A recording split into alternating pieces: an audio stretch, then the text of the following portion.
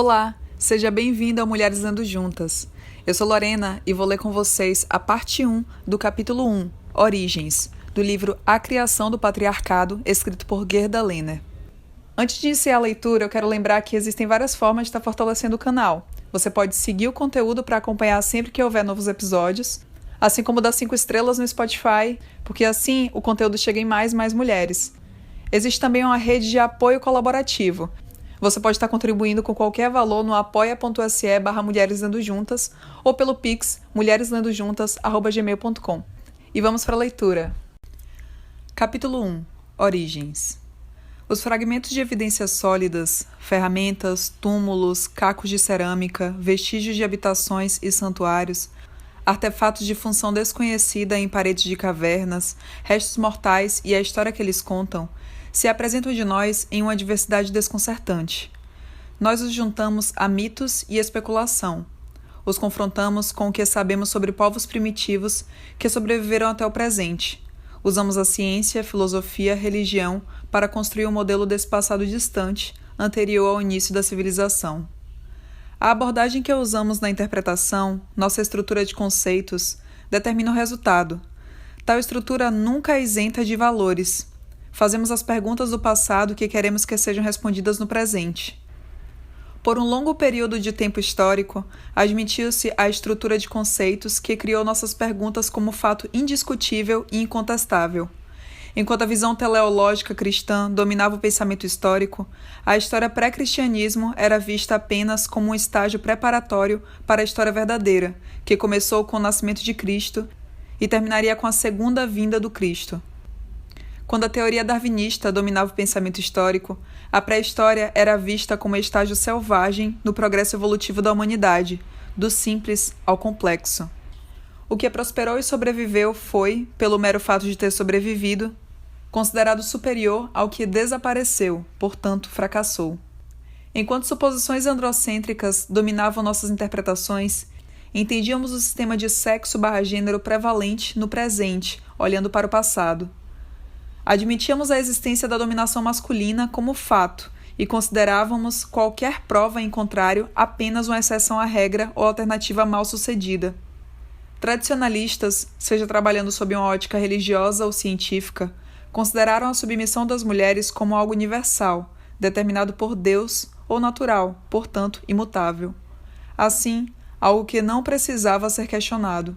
O que permaneceu, permaneceu por ser o melhor. Consequentemente, deve continuar assim. Acadêmicos com a visão crítica às posições androcêntricas e aqueles que enxergam a necessidade de uma mudança social no presente contestaram o conceito da universalidade da submissão feminina.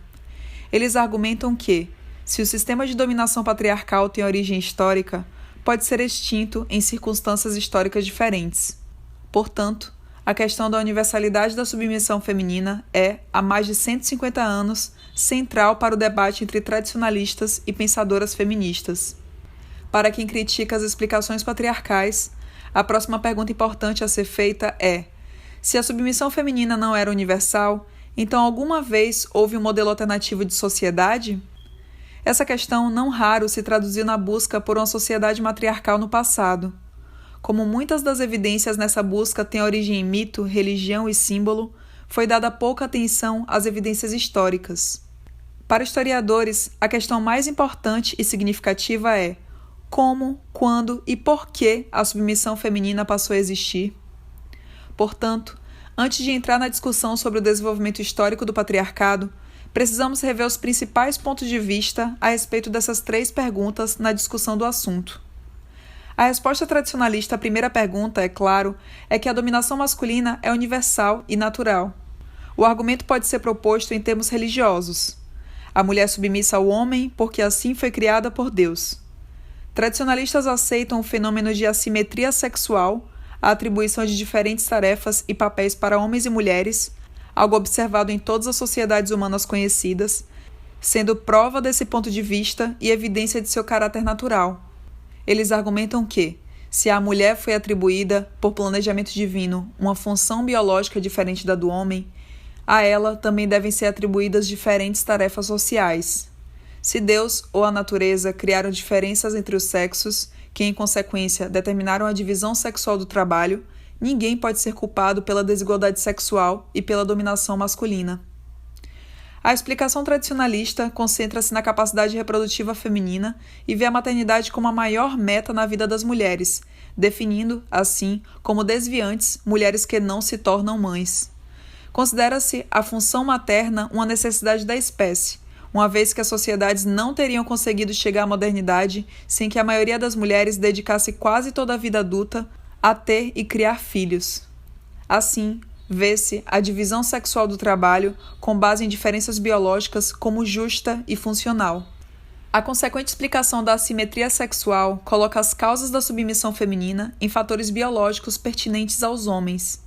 A maior força física, a capacidade de correr mais rápido e levantar mais peso e a maior agressividade dos homens fazem com que eles se tornem caçadores. Portanto, tornam-se os provedores de alimento nas tribos e são mais valorizados e honrados do que as mulheres. As habilidades decorrentes da experiência em caça, consequentemente, permitem que se tornem guerreiros. O homem caçador, superior em força, habilidade e com experiência oriunda do uso de ferramentas e armas, naturalmente vai proteger e defender a mulher, mais vulnerável, cujo aparato biológico a destina à maternidade e aos cuidados com o outro. Por fim, essa explicação determinista do ponto de vista biológico estende-se da Idade da Pedra até o presente, pela afirmação de que a divisão sexual do trabalho, com base na superioridade natural do homem, é um fato e, portanto, continua tão válida hoje quanto era nos primórdios da sociedade humana. Nos dias atuais, essa teoria é de várias maneiras e, de longe, a versão mais popular do argumento tradicionalista, tendo grande efeito de explicação e corroboração de ideias contemporâneas de supremacia masculina. É provável que isso tenha ocorrido em razão de sua pompa científica, com base em uma seleção de evidências etnográficas e no fato de considerar a dominação masculina de um modo que traz alívio aos homens, pois os isenta de qualquer responsabilidade sobre ela. A profundidade com que essa explicação afetou até mesmo teóricas feministas evidencia-se em sua aceitação parcial por Simone de Beauvoir, que considera um fato a excelência do homem vir da caça e da guerra, como também do uso de ferramentas necessárias ao exercício de ambas. Ainda que não mencionemos as alegações biológicas duvidosas de superioridade física masculina, a explicação do homem caçador foi refutada por evidências antropológicas em relação à sociedade de caçadores-coletores. Na maioria dessas sociedades, a caça de grandes animais é uma atividade auxiliar, enquanto o fornecimento dos principais alimentos vem de atividade de coleta e caça de pequenos animais, que mulheres e crianças executam.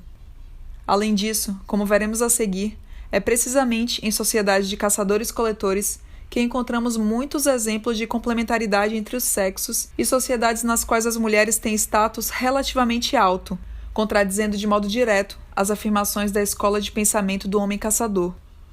Antropólogas feministas vêm contestando nos últimos tempos muitas das generalizações iniciais, sendo as quais a dominação masculina era praticamente universal em todas as sociedades conhecidas, tratando-as como suposições patriarcais da parte de etnógrafos e pesquisadores daquelas culturas.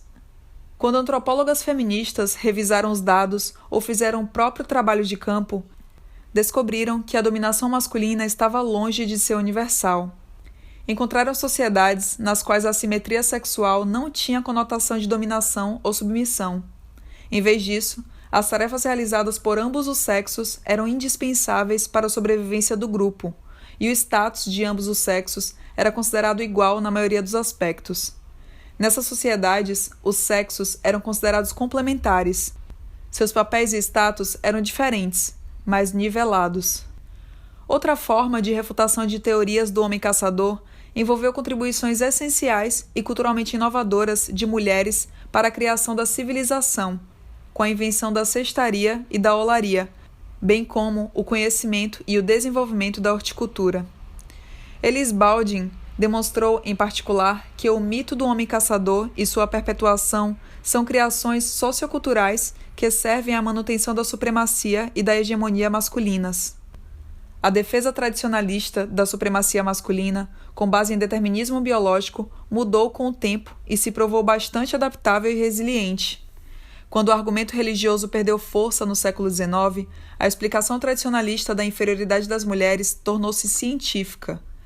As teorias darwinistas reforçaram crenças de que a sobrevivência da espécie era mais importante do que a autorrealização. Por mais que o movimento evangelho social usasse a ideia darwinista de sobrevivência do mais forte para justificar a distribuição desigual de riquezas e privilégios na sociedade norte-americana, defensores científicos do patriarcado justificavam a definição de mulher pelo papel materno e pela exclusão de oportunidades econômicas e educacionais como algo necessário para a sobrevivência da espécie. Era por causa da constituição biológica e da função materna que mulheres eram consideradas inadequadas para a educação superior e muitas atividades vocacionais. Menstruação, menopausa e até gravidez eram vistas como debilitantes, doenças ou condições anormais que incapacitavam as mulheres e as tornavam de fato inferiores.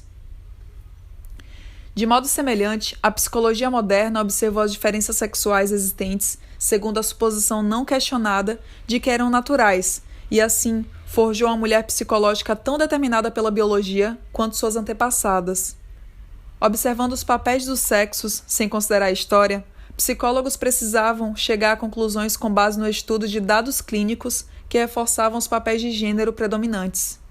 As teorias de Sigmund Freud reforçaram ainda mais a explicação tradicionalista. O humano normal de Freud era macho. A fêmea era, de acordo com sua definição, um ser humano desviante sem pênis, cuja completa estrutura psicológica concentrava-se, segundo supunha, no esforço em compensar essa deficiência.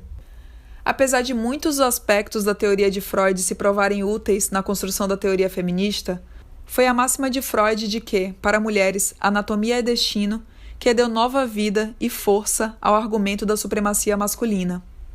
As aplicações da teoria freudiana à criação dos filhos e à literatura popular de autoajuda, não raro vulgarizadas, deram novo prestígio ao velho argumento de que o principal papel da mulher é ter e criar filhos. Foi a doutrina freudiana popularizada que se tornou literatura consagrada para educadores, assistentes sociais e o público geral da grande mídia. Há pouco tempo, a sociologia de Wilson propôs a visão tradicionalista sobre gênero em um argumento que aplica ideias darwinistas de seleção natural ao comportamento humano. Wilson e seus seguidores argumentam que os comportamentos humanos adaptáveis para a sobrevivência do grupo ficam codificados nos genes e incluem traços complexos como altruísmo, lealdade e maternalismo. Eles não só argumentam que grupos que praticam a divisão sexual do trabalho, na qual a função das mulheres é criar filhos, têm vantagem evolutiva, mas também alegam que tal comportamento, de algum modo, torna-se parte da nossa herança genética, visto que as tendências físicas e psicológicas necessárias para esse sistema social são desenvolvidas de forma seletiva e selecionadas geneticamente. A maternidade não é apenas um papel atribuído pela sociedade, mas um papel adequado às necessidades físicas e psicológicas da mulher. Aqui, mais uma vez, o determinismo biológico é consagrado. Na verdade, uma defesa política do status quo em linguagem científica. Críticas feministas revelaram raciocínio circular, a falta de evidências e as suposições não científicas da sociobiologia wilsoniana. Do ponto de vista de quem não é cientista, a falácia mais óbvia dos sociobiólogos é desconsiderar a história ao negligenciar o fato de que homens e mulheres modernos não vivem em estado natural. A história da civilização descreve o processo pelo qual os seres humanos se distanciaram da natureza, inventando e aperfeiçoando a cultura. Tradicionalistas ignoram as mudanças tecnológicas, que tornaram possível dar mamadeiras a bebês de maneira segura e criá-los até a idade adulta com cuidadores que não sejam as próprias mães. Eles ignoram as implicações de expectativa de vida e ciclo de vida variáveis. Até a higiene popular e o conhecimento médico moderno reduzirem a mortalidade infantil a um nível em que os pais pudessem esperar que cada bebê chegasse à idade adulta, as mulheres precisavam mesmo ter muitos filhos para que alguns sobrevivessem. De modo semelhante, a expectativa de vida maior e a mortalidade infantil mais baixa alteraram os ciclos de vida tanto de homens quanto de mulheres. Essas evoluções tiveram relação com a industrialização e ocorreram na civilização ocidental, para brancos, perto do fim do século XIX, chegando mais tarde aos pobres e às minorias em razão da distribuição irregular de serviços sociais e de saúde. Enquanto até 1870 a criação dos filhos e o casamento eram concomitantes, ou seja, era esperado que um ou ambos os pais morressem antes que o filho mais novo chegasse à idade adulta, na sociedade moderna norte-americana, espera-se que maridos e esposas vivam juntos por 12 anos após o filho mais novo chegar à idade adulta, e que as mulheres vivam 7 anos a mais do que os maridos. Entretanto, os tradicionalistas esperam que as mulheres tenham os mesmos papéis e ocupações que eram funcionais e essenciais à espécie no período neolítico. Aceitam as mudanças culturais pelas quais os homens se libertaram da necessidade biológica. A substituição do trabalho físico pelo trabalho de máquinas é considerada progresso. Apenas as mulheres, sob o ponto de vista deles, estão condenadas pela eternidade a servir a espécie por meio de sua biologia. Afirmar que, de todas as atividades humanas, apenas os cuidados fornecidos por mulheres são imutáveis e eternos é, de fato, destinar metade da raça humana a uma existência inferior, à natureza em detrimento da cultura. As qualidades que podem ter fomentado a sobrevivência humana no período neolítico não são mais necessárias para a população moderna. Independentemente de características como a agressividade ou nutrição serem transmitidas por meio da genética ou da cultura, deveria ser óbvio que a agressividade dos homens, que pode ter sido bastante funcional na Idade da Pedra, vem ameaçando a sobrevivência humana na era nuclear. Em uma época em que a superpopulação e o esgotamento de recursos naturais representam um perigo real para a sobrevivência humana, restringir a capacidade reprodutiva das mulheres pode ser mais adaptável do que fomentá-la. Além disso, em oposição a qualquer argumento com base no determinismo biológico, as feministas contestam as suposições androcêntricas implícitas em ciências que tratam de seres humanos. Elas observaram que, na biologia, antropologia, zoologia e psicologia, tais suposições levaram à interpretação de evidências científicas que distorce seu significado. Assim, por exemplo, atribui-se significado antropomórfico ao comportamento animal, transformando os chimpanzés machos em patriarcas. Muitas feministas argumentam que o número limitado de diferenças biológicas comprovadas entre os sexos foi demasiadamente exagerado por interpretações culturais e que o valor dado às diferenças sexuais é, por si só, um produto cultural. Atributos sexuais são fatos biológicos, mas gênero é produto de um processo histórico. O fato de mulheres terem filhos ocorre em razão do sexo. O fato de mulheres cuidarem dos filhos ocorre em razão do gênero, uma construção social. É o gênero que vem sendo o principal responsável por determinar o lugar das mulheres na sociedade. Vamos agora lançar um rápido olhar às teorias que negam a universalidade da submissão feminina e propõem um estágio inicial de dominação feminina, matriarcado, ou de igualdade entre homens e mulheres. As principais explicações são de cunho econômico marxista e maternalista. A análise marxista foi muito influente para que se determinassem as perguntas feitas por acadêmicas feministas. A obra básica de referência é A Origem da Família, da Propriedade Privada e do Estado, de Friedrich Engels, que descreve, abre aspas, a grande derrota histórica do sexo feminino, fecha aspas, como evento oriundo do desenvolvimento da propriedade privada. Engels, baseando suas generalizações na obra de etnógrafos e teóricos do século XIX, como Bischoff e Morgan, propôs a existência de sociedades comunistas sem classes antes da formação da propriedade privada. Tais sociedades podem ou não ter sido matriarcais, mas eram igualitárias. Engels admitiu uma divisão primitiva de trabalho entre os sexos. Abre aspas. O homem vai à guerra, sai para caçar e pescar, obtém matéria-prima para alimentação e as ferramentas necessárias para isso. A mulher cuida da casa e da preparação dos alimentos e do vestuário, cozinha, tece e costura. Cada um é mestre no próprio campo de trabalho, o homem na floresta, a mulher na casa. Cada um é dono dos instrumentos que usa. O que é feito e usado em comum é propriedade comum, a casa, a horta, a canoa. Fecha aspas. A descrição da divisão sexual do trabalho, primitiva, feita por Engels, é curiosamente semelhante às descrições de lares de camponeses europeus na pré-história. as informações etnográficas nas quais ele embasou essas generalizações foram refutadas.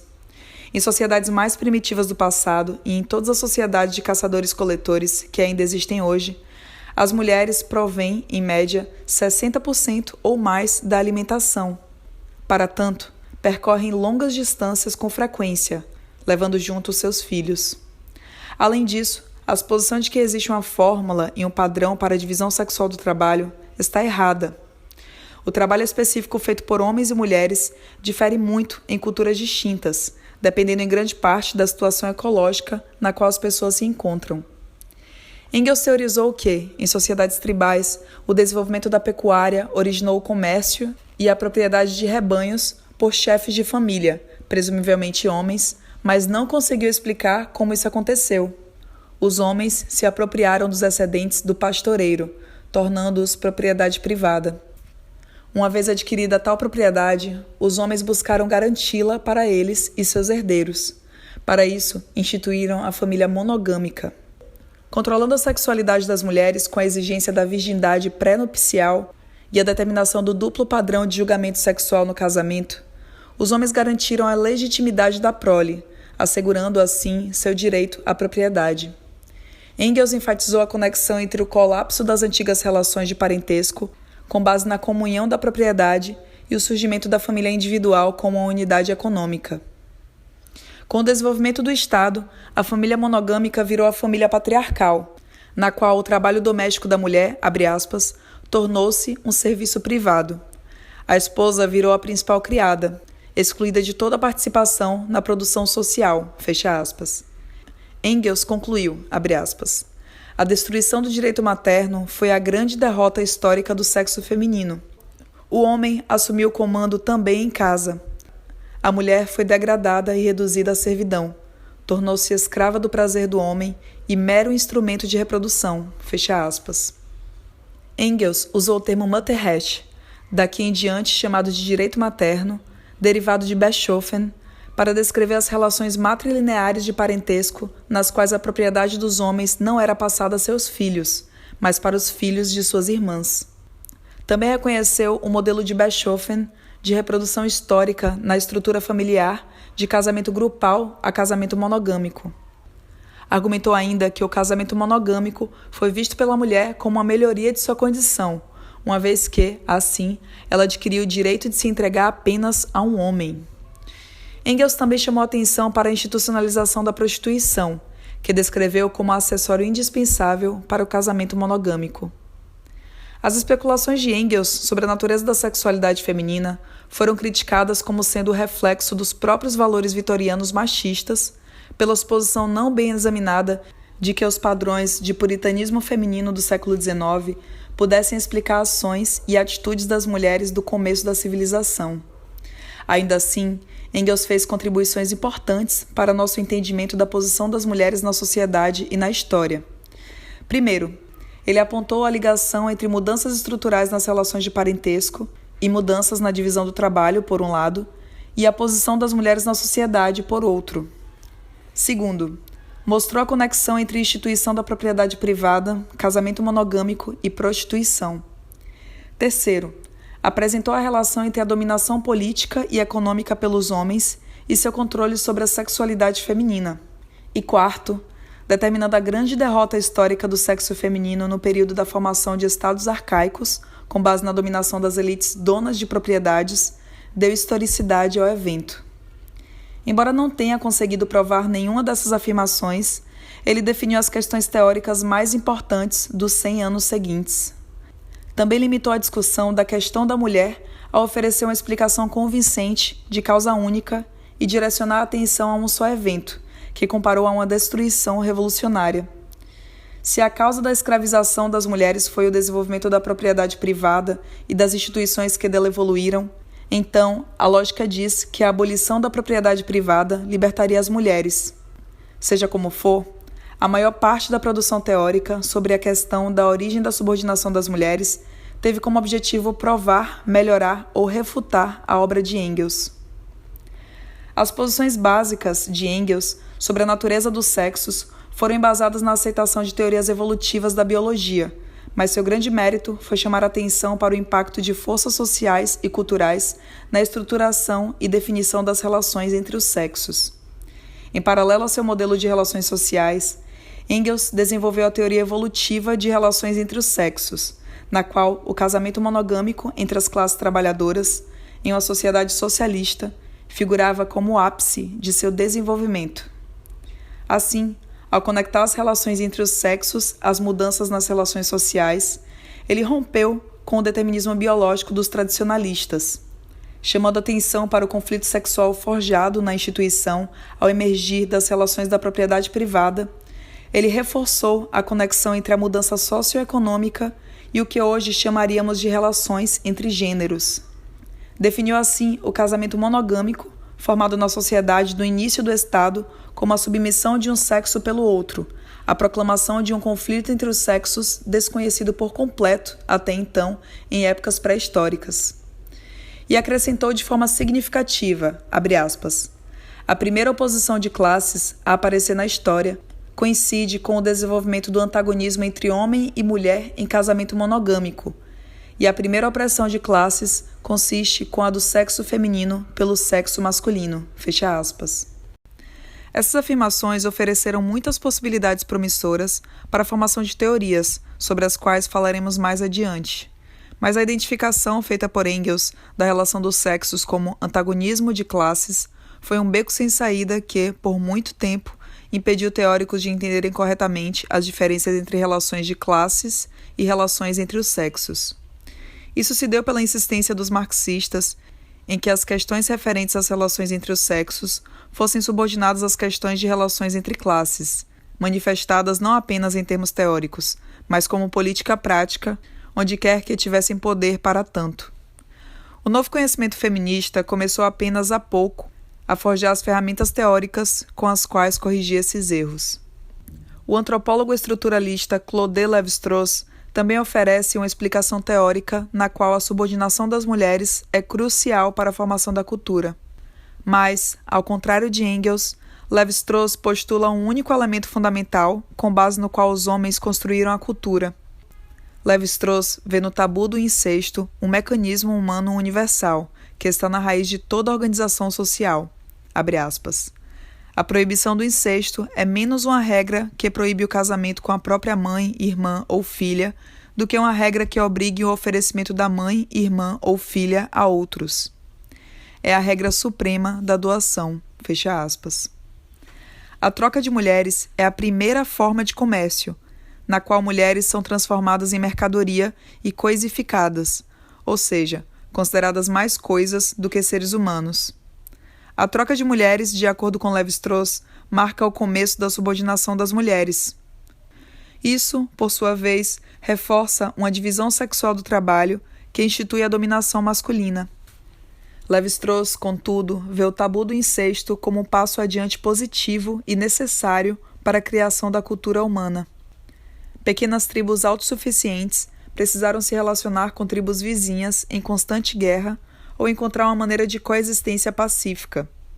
Os tabus sobre a endogamia e o incesto estruturaram interações pacíficas e originaram alianças entre tribos. O antropólogo Gayle Rubin define com exatidão esse sistema de troca e seu impacto sobre as mulheres, abre aspas. A troca de mulheres é um modo simples de expressar que as relações sociais do sistema de parentesco especificam que os homens têm certos direitos no parentesco com mulheres e que as mulheres não têm os mesmos direitos no parentesco com homens. É um sistema no qual mulheres não têm plenos direitos para elas mesmas, fecha aspas. Devemos observar que, na teoria de Lévi-Strauss, os homens são os atores que impõem um conjunto de estruturas e relações às mulheres. Tal explicação não pode ser considerada satisfatória. Como isso aconteceu? Por que mulheres foram trocadas e não homens ou crianças de ambos os sexos? Mesmo admitindo a utilidade funcional desse sistema, por que as mulheres teriam concordado com ele? Exploraremos essas questões mais adiante, no próximo capítulo, em uma tentativa de construir uma hipótese praticável. O impacto considerável de Lévi-Strauss sobre teóricas feministas resultou em uma mudança de atenção. da procura por origens econômicas para o estudo dos sistemas de símbolos e significados das sociedades. A obra mais influente nesse sentido foi o ensaio de Cherry Ortner, de 1974, no qual ela argumentou de forma persuasiva que, em toda sociedade conhecida, as mulheres são consideradas mais próximas da natureza do que da cultura. Como toda cultura desvaloriza a natureza, uma vez que se esforça para dominá-la, as mulheres tornam-se símbolo de um ser de categoria inferior. Ortner mostrou que as mulheres eram identificadas assim porque, primeiro, o corpo da mulher e sua função parecem colocá-la mais próxima da natureza. Segundo, o corpo da mulher e suas funções a colocam em papéis sociais que, por sua vez, são considerados de categoria mais baixa no processo cultural em relação aos papéis do homem. E terceiro, os papéis tradicionais da mulher, impostos por causa de seu corpo e suas funções, dão a ela uma estrutura psíquica diferente, que é considerada mais próxima da natureza. Esse breve ensaio provocou um debate longo e bastante informativo entre teóricas e antropólogas feministas, que ainda perdura. Ortner e quem concorda com ela argumentam com firmeza em prol da universalidade da subordinação feminina, se não em condições sociais reais, pelo menos no sistema de significado da sociedade. Opositores desse ponto de vista contestam a alegação de universalidade, criticam seu caráter ahistórico e rejeitam a posição das mulheres como vítimas passivas. Por fim, desafiam a anuência implícita de uma dicotomia imutável entre homens e mulheres na posição estruturalista feminista. Este não é um local para se abordar de maneira adequada a riqueza e a sofisticação desse debate feminista em andamento, mas a discussão sobre a universalidade da subordinação feminina já rendeu tantas explicações alternativas que até aqueles que concordam estão cientes da deficiência de se colocar a questão assim. Fica cada vez mais claro, com o aprofundamento do debate, que explicações de causa única e alegações de universalidade não responderão de maneira satisfatória à pergunta sobre as causas. O grande mérito da posição funcionalista é revelar a insuficiência de explicações meramente econômicas, embora aqueles inclinados a enfatizar a biologia e a economia agora sejam forçados a lidar com o poder de sistemas de crenças, símbolos e construções mentais. Sobretudo, a crença comum da maioria das feministas na construção de sociedade de gênero representa um desafio intelectual importantíssimo a explicações tradicionalistas.